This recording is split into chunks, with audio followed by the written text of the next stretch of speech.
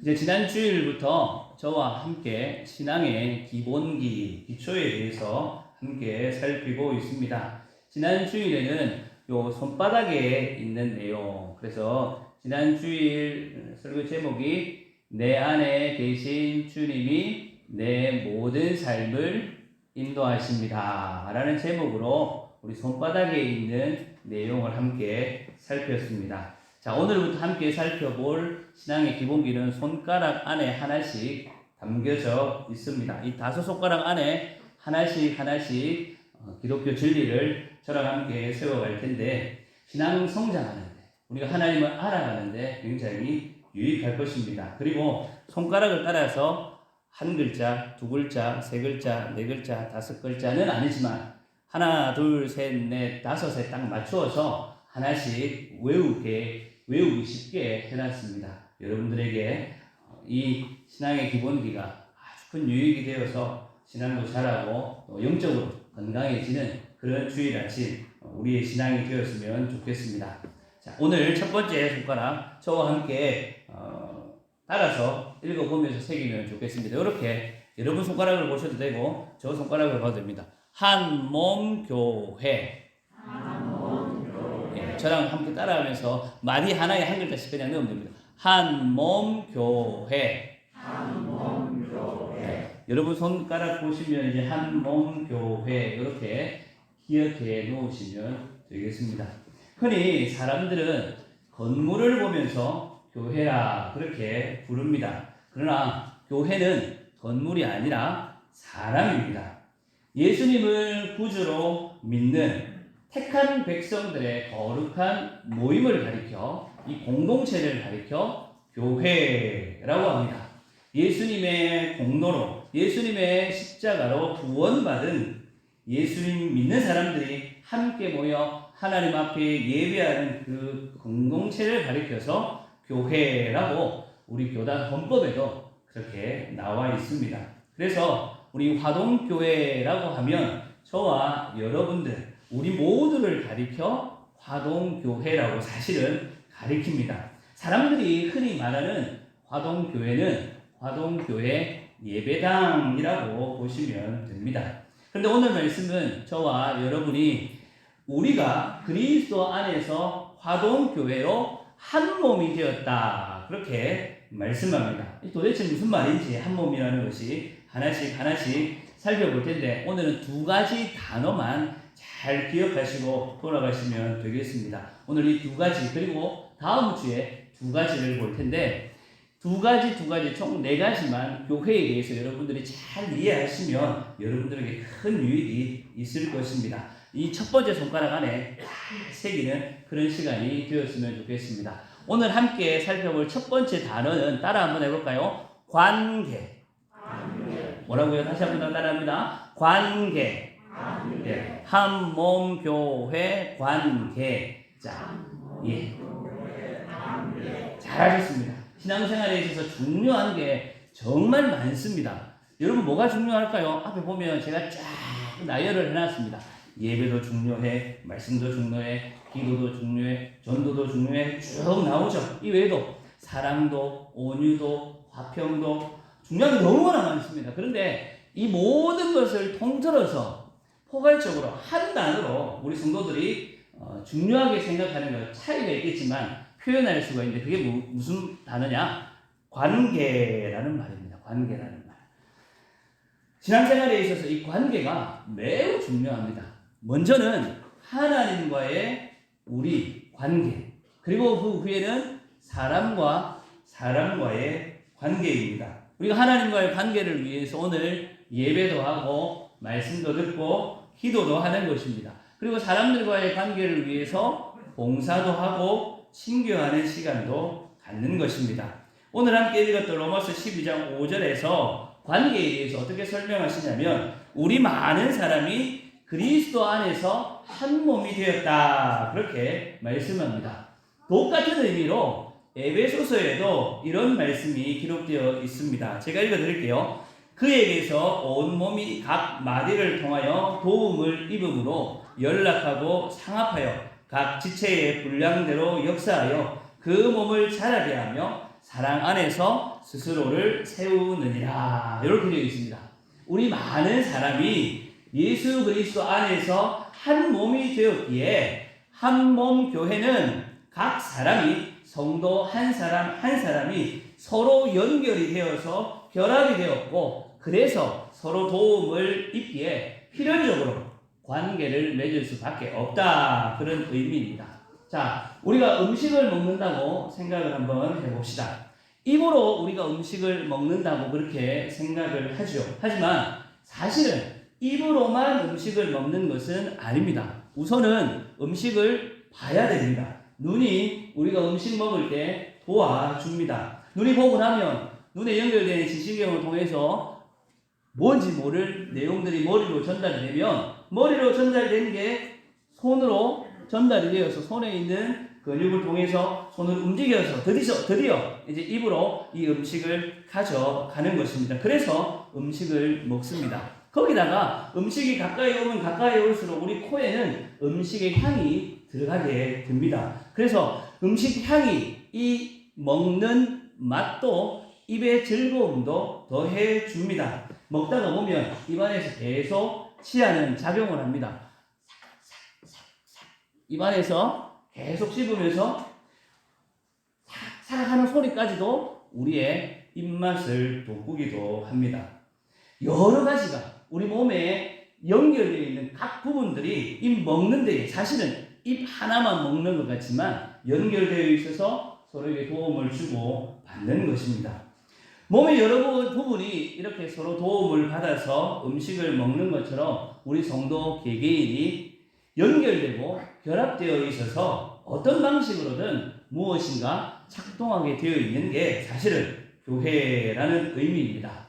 가끔 특별한 하나님의 그 은혜를 경험하고 스스로 교회에 오시는 분들이 있기도 하지만 대체로는 우리는 다 누군가의 전도를 받고 교회에 왔습니다. 혹은 어머니 뱃속에서부터 교회에 왔을 가능성이 많습니다. 부모님을 따라서 교회에 왔던지 다른 누군가의 전도를 받아 왔든지 그 전도한 사람, 그 사람에 의해서 우리의 신앙의 모습들이 달라질 때가 많습니다. 부모님을 따라 교회에 오신 분들은 대체로 그 신앙의 모습이 부모님 따라서 형성될 때가 많습니다. 왜냐하면 가족이라고 하는 그 관계 안에서 서로 영향을 주기 때문입니다. 그리고 전도 받아서 오신 분들은 전도한 사람의 신앙의 모습에 영향을 많이 받습니다. 예를 들면 전도 하신 분이 주일 예배도 수요일도 새벽도 이렇게 예배하는 일, 기도하는 일에 힘쓰는 분이면 전도 받은 분도 그렇게 해야 되는가 보다라고 자연스럽게 생각하기가 쉽습니다. 자녀들이나 혹은 전도해서 처음 교회에 오신 분이나 이처럼 부모라든지 전도하신 분의 신앙에 영향을 주고받는 것은 서로 간에 무엇이기 때문인가? 관계가 있기 때문입니다. 그리고 어느 교회에서 우리가 신앙생활을 하는가에 따라서 한 사람의 신앙의 모습과 방식도 다양해지는 것을 알 수가 있습니다. 요즘은 교단이나 교파와 상관없이 이 담임 목사가 어떤 성향을 가지고 있는가 그에 따라서 교회의 성도들의 신앙의 모습이 많이 달라지기도 하지만 그래도 여전히 순복음교회의 성도들, 감리교회의 성도들, 장로교회의 성도들이 이렇게 모여서 함께 예배를 해보면 우리가 서로 다른 신앙의 모습을 갖고 있구나라는 것을 알 수 있습니다. 명절에 여러분들 이제 곧 명절이 다가올 텐데 일가 친척들이 만나서 함께 예배하게 되면 심지어 같은 교단에 있는 성도들인데도 불구하고 신앙의 모습이 약간씩 차이가 나는 것을 쓰는 용어라든지 우리가 쓰는 성경의 번역이라든지 이런 부분들이 다른 것을 볼 수가 있습니다. 교회는 서로 다른 사람들이 그리스도 안에서 함께 모여서 그리스도의 몸을 이루어서 서로 연결되고 결합되어 있기 때문에 필연적으로 서로 도움을 주고받는 다양한 관계가 만들어지는 곳이 교회인 것입니다. 이 신앙생활의 중심이 바로 교회입니다. 그리고 여러 관계들이 교회 안에서 정상적으로 세워질 때에 교회도 성장하고 우리 각자도 자라게 되어 있습니다. 이처럼 교회는 여러 관계로 인하여서 한 영혼이 예수님을 믿는 데서부터 시작해서 예수님의 제자로 장성한 분량까지 자라가는 데 있어서 굉장히 중요한 역할을 하는 것입니다. 사랑하는 성도 여러분, 교회가 이러한 역할을 충실히 감당하면서 여러 가지 관계들을 세워가기 위해서라도 우리 성도는 하나님 말씀과 기도하는 그 자리에, 하나님의 백성들 하나님을 섬기는 그 자리에 있어야 합니다. 예배를 통해서, 말씀과 기도를 통해서 하나님과의 관계를 세워가고, 그리고 섬김과 사랑을 통하여서 다른 성도들과의 관계도 이루어가면서, 그리고 전도를 통하여서 교회 밖에 있는 사람들과의 관계도 세워가는 것입니다. 이렇게 교회를 통하여서 위로는 하나님과의 관계, 그리고 옆으로는 또 다른 성도들, 이웃들과의 관계가 올바르게 세워져 갈 때에 우리 창조주 하나님께서 칭찬하시는 그러한 모습으로 우리는 건강하게 자라가는 것입니다. 바른 관계 속에서 한 몸 교회를 이루어가는 저와 여러분들이 될 수 있기를 바랍니다. 두 번째로 생각해 볼 단어는 지체입니다. 또 손가락을 여러분들 한번 펴가지고 한번 보겠습니다. 지체. 오늘 한 몸 교회 관계 지체. 제가 좀 빨리 했죠. 그렇게 맨 마지막에 한 번 더 점검을 할 텐데, 생각나실 때마다 한 몸 교회 관계 지체, 여러분들이 이것만 기억하셔도 오늘 예배는 하나님 참 기뻐하는 모습으로 드린 것이다 라고 틀림없이 믿으셔도 됩니다. 오늘 본문 4절은 우리 한 몸에 많은 지체를 가졌다라고 말씀합니다. 성경은 우리 성도 한 사람 한 사람을 몸의 지체 각 부분으로 표현해 줍니다. 지체에 대한 설명이 오늘 함께 읽었던 로마서 12장에도 잘 나와 있지만, 또 다른 성경 고린도전서 12장에서도 잘 나타나 있습니다. 특별히 고린도전서 12장 12절에 이렇게 기록되어 있습니다.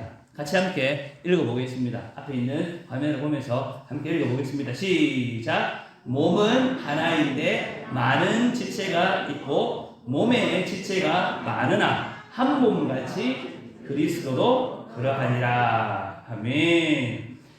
고린도전서 12장에 이 교회에 대해서 참 설명을 잘 해놓았습니다. 특별히 지체라고 하는 말이 무슨 뜻인가? 이 지체라는 의미가 어떤 뜻을 가지고 있는가? 정리하면 5가지로 1, 2, 3, 4, 5 나누어서 설명할 수가 있습니다. 첫 번째가 뭐냐? 모든 지체는 다 중요하다. 두 번째, 모든 지체는 다 역할이 있다. 연약한 지체를 더 소중하게 여겨야 한다. 그리고 서로 연결되어 있고 서로 의존한다. 고린도전서 12장을 요약하면 이렇게 5가지로 정리할 수 있습니다. 우리 몸에 있어서 계속 띄워놓으세요. 우리 몸에 있어서 중요하지 않은 지체는 없습니다.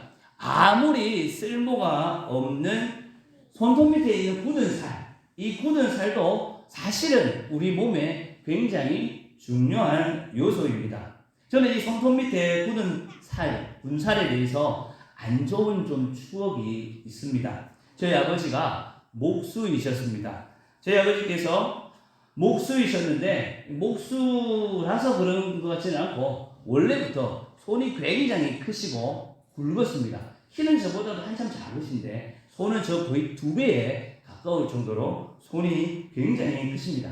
하루는 아버지 품에서 제 아이들만 할 때 놀다가 잠이 이제 아버지께서 드시고 제가 심심하니까 아버지 손을 이렇게 보다가 손톱 밑에 굳은 살이 제 손톱보다 더 굵게 나와 있는 것을 봤습니다. 그 만지면 되게 재밌습니다. 딱딱해 있는 그 만지면 느낌도 좋고 장난감처럼 그렇게 느꼈어요. 그래서 한 날은 제가 그렇게 아버지 주무시고 계실 때에 손톱깎이 갖고 와가지고 이 큼직한 손톱 밑에 있는 굳은 살을 파버렸어요. 파고 나니까 시원하고 좋더만요. 그런데 며칠이 지나서 이제 저희 아버지 또 주무시고 계실 때 가까이 가서 가지고 얼마나 또 자랐는지 보려고 보니까 손톱 밑에 피멍이 드신 거예요. 그 아버지께서 깨어나시면서 제가 물었습니다. 왜 여기 밑에 멍이 드셨냐고. 저희 아버지 하시는 말이 그랬어요. 대피실을 열심히 이렇게 하는데 나무가 찔려가지고 요 손톱 밑으로 들어가서 피가 나셨다는 거예요. 그리고 멍이 드셨다는 거예요. 아버지 한마디만 더 안 하셨으면 제가 그 다음을 잘 몰랐을 텐데 한마디 더 하셨어요. 굳은 살만 있었으면 일이 많이 안 아팠을 건데 그렇게 말씀하셨습니다. 제가 그때 알았어요. 손톱 밑에 굳은 살도 필요할 때가 있구나. 교회에서 아무리 중요하지 않은 것처럼 보이는 성도도 사실은 하나님께서 꼭 필요해서 우리 교회에 부르셔서 함께 자라가도록 세우신 것입니다. 아무리 작고 보잘것없는 역할이라 할지라도 우리 모든 성도에게는 우리 화동교회를 주님의 몸된 교회로 세워가는데 꼭 필요한 역할을 주신 것입니다. 그리고 특별히 약한 지체일수록 더 소중하게 여겨야 합니다. 이제 막 신앙생활을 시작하신 분들, 그런 분들이 약한 지체에 속한 분이다라고 할 수 있습니다. 그런 분들은 무조건적으로 보호를 받아야 합니다. 우리 어린 아이들도 마찬가지입니다. 더 많이 사랑해주고 아껴야 합니다. 우리 신체도 그렇지 않습니까? 우리 흔히 오장육부라고 몸에 있는 이 뱃속에 있는 여러 기관들, 이런 기관들, 그리고 몸 안에 있는 신경이나 혈관들 굉장히 약합니다. 슬쩍 건드려도 굉장히 우리 몸에 큰 충격을 줍니다. 이런 부분들이 몸 밖으로 나와서는 안 됩니다. 이 부분들은 다 보호를 받아야 됩니다. 근육에 의해서 보호를 받아야 되고 뼈에 의해서 보호를 받아야 됩니다. 그리고 뼈와 근육은 피부라고 하는 이것에 또 보호를 받아야 됩니다. 그러면 피부는 보호를 안 받냐? 아닙니다. 신경이나 근육의 도움을 받아가지고 상처를 최대한 입지 않도록 피부 역시도 사실은 다른 기관에 의해서 보호를 받는 것입니다. 그런 의미에서 우리가 더 특별히 관심을 가지고 중요하게 봐야 될 지체의 특징이 4번하고 5번입니다. 지체가 서로 연결되어 있고 서로 연결되어 있기에 서로 의존한다라고 하는 것. 이거 굉장히 중요합니다. 이 부분을 여러분 놓쳐서는 안 됩니다. 성도들이 이 부분을 많이 놓칩니다. 연결되어 있고 서로 의존한다는 것. 사실은 목회자들도 이거 잘 가르치지를 않습니다. 우리 주님께서 우리에게 사랑하라라고 하는 새 계명을 주셨습니다. 그런데 우리는 사랑하라라고만 생각하지 그 앞에 있는 단어에 대해서 주목을 하지 않습니다. 성경은 그냥 우리 주님은 그냥 사랑하라고 말씀 안 했거든요. 요한복음 13장 34절에 이런 말씀이 있습니다. 우리 같이 함께 읽어볼까요? 요한복음 13장 34절 같이 읽겠습니다. 새 계명을 너희에게 주노니 서로 사랑하라. 내가 너희를 사랑한 것 같이 너희도 서로 사랑하라. 뭐라고 되어 있습니까? 서로 사랑하라. 요한복음 15장 12절에서도 내 계명은 곧 내가 너희를 사랑한 것 같이 너희도 서로 사랑하라 하는 이것이니라. 예수님께 제일 사랑받았던 제자가 누군지 아십니까? 저는 베드로라고 생각합니다. 요한은 자기가 제일 사랑받았다. 그래서 주의 사랑하는 제자 그렇게 자신을 표현하는데 사실은 제일 사랑받은 제자는 베드로입니다. 베드로가 뭐라고 이렇게하냐? 베드로 1장 22절에서 이렇게 말씀합니다. 우리 같이 함께 읽어볼까요? 시작. 너희가 진리를 순종함으로 너희 영혼을 깨끗하게 하여 거짓이 없이 형제를 사랑하기에 이르렀으니 마음으로 뜨겁게 피차 사랑하라. 바뀐 번역에서는 피차를 이제 서로라고 번역을 해놨습니다. 똑같은 말입니다. 요한 1서에 가면 다시 한 번 더 요한이 요 부분을 한 번 더 편지합니다. 사랑하는 자들아 우리가 서로 사랑하자. 사랑하는 자들아 하나님 이같이 우리를 사랑하셨은즉 우리가 어떻게 사랑하는 것이 마땅하도다? 서로 사랑하는 것이 마땅하도다. 그냥 사랑하는 게 아닙니다. 어떻게 해요? 서로 사랑하는 것입니다. 왜 서로 사랑해야 되냐? 서로 연결되어 있고 서로 의존하게 주께서 교회를 세우셨기 때문입니다. 교회에서 우리 목회자와 성도 간의 사랑 그리고 성도와 성도 간의 사랑은 흔히 내리사랑이라고 한쪽에서 일방적으로 주는 사랑이라고 오해하기가 쉽습니다. 그래서 늘 목회자는 성도로부터 섬김을 받아야 하고 구역 식구들은 구역장 권찰들로부터 섬김을 받아야 하는 걸로 잘못 생각합니다. 아닙니다. 목회자도 여러분들을 섬길 수 있어야 하겠고 구역 식구들, 구역장, 권찰 마찬가지 서로 섬길 수 있어야 합니다. 왜 그러냐? 서로 연결되어 있고 서로 의존하도록 주께서 교회를 세우셨기 때문입니다. 서로 사랑하고 서로 돌보는 것이 교회의 본래의 모습이고 오늘 우리가 배우는 지체라고 하는 단어 속에 들어가 있는 굉장히 중요한 교회의 원리입니다. 제가 신학대학원 다닐 때에 한 번은 공부를 열심히 잘했다고 장학금 20만 원을 받은 적이 있습니다. 제가 지금도 기념으로 제 졸업 앨범에다가 딱 끼워 놨습니다. 그날 장학금 받은 그날 기분이 너무 좋아가지고 제가 섬기던 교회 목사님이랑 점심을 먹으러 가는데 짜장면 먹으러 갔습니다. 그때까지만 해도 짜장면 굉장히 귀한 음식이었습니다. 음식을 다 먹고 이제 마지막 계산할 때 목사님께 제가 그랬습니다. 목사님 오늘은 제가 계산하겠습니다. 장학금을 탄 기념으로. 제가 이 이야기를 목사님한테 전하고 나니까 목사님이 그러셨습니다. 성도들한테 식사 대접받기는 많았지만 교역자한테 식사 대접받기는 처음이다 라고 말씀하셨습니다. 사실은 교육자들도 교육자들끼리 식사 대접할 줄 알아야 됩니다. 부교육자가 담임 목사님부터 식사를 얻어먹기만 해서는 곤란한데 사실 그럴 때가 많습니다. 그렇다 할지라도 10번 얻어먹으면 한 번 정도는 그래도 부담이 안 되는 범위 안에서 사드릴 줄도 알아야 합니다. 가끔 제가 부교육자 시절에 어떤 담임 목사님은 늘 나누어 주시기만 하고 이 부교육자들이나 성도들로부터 본인이 섬김을 받는 것 그거 굉장히 부담스러워 하시는 분들도 계십니다. 사실은 본인도 잘 아세요. 그렇게 해서는 안 된다는 것. 서로 섬기고 섬김을 받을 줄 알아야 된다는 걸 아시는데도 불구하고 그분 성향이 그렇지를 못하는 겁니다. 주는 거는 잘 하시는데 받는 거는 잘 안 되는 겁니다. 그러니까 어떤 분들이 이런 분들도 있습니다. 성도들로부터 목회자들이 이렇게 여러 도움을 받지 않습니까? 그러면 먹는 거라면 한번 맛이라도 보고 나는 많으니까 부교육자든지 또 다른 연약한 성도들한테 주든지 해야 되는데 그래야 주는 사람 마음이 좀 덜 섭섭한데 받은 즉시 본인은 안 쓰시고 주신 분 모르게 다른 분들에게 그냥 드리는 겁니다. 대접을 잘 받은 것일까요? 못 받은 것일까요? 잘 못 받은 것이죠. 그죠? 상호간에 우리가 주고 받는 것이 이루어지는 게 교회입니다. 특히나 구역에서 기관에서 이런 부분들을 잘 살펴야 합니다.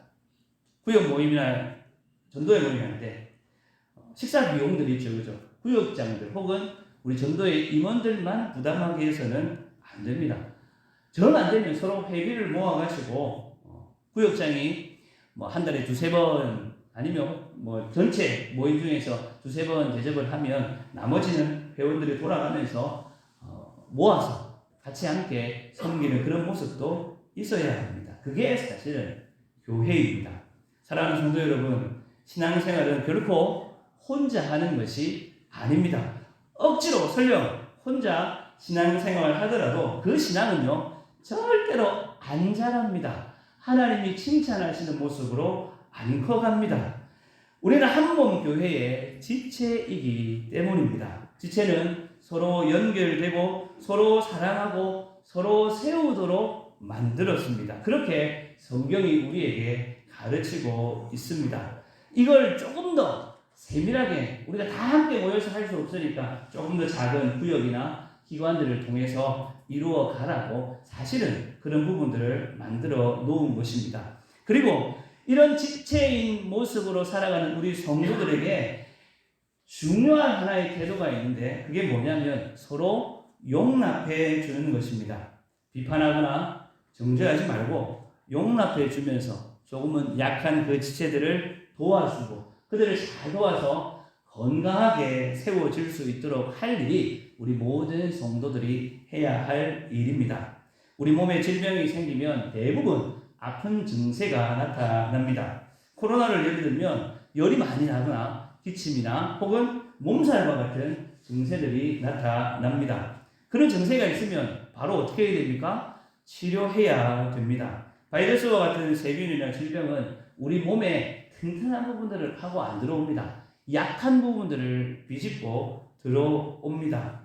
교회에도 분명 약한 분들이 있습니다. 이런 분들에게 어려움이 찾아올 때 곧바로 서로 돌보고 서로 사랑하고 서로 권면하는 것이 필요합니다. 그래서 성도 중에 아픈 분이 있다. 그래서 함께 기도합시다. 그렇게 말하면 내가 그분을 잘 알지 못한다 하더라도 성도라는 이유만으로 화동교회의 한몸된 지체라는 이유만으로 그분의 아픔을 내 아픔으로 여길 수 있어야 하고 그와 그 가족들을 위해서도 기도해 줄 수 있어야 합니다. 우리는 한몸 교회의 지체이기에 서로 연결되어 서로 결합되어 있어서 그럴 수밖에 없는 존재라는 것을 기억하시고 화동교회의 지체라면 서로 사랑하고 서로 돌보는 저와 여러분들이 될 수 있기를 바랍니다. 이제 말씀을 맺겠습니다. 오늘 요 손가락 첫 번째 엄지손가락의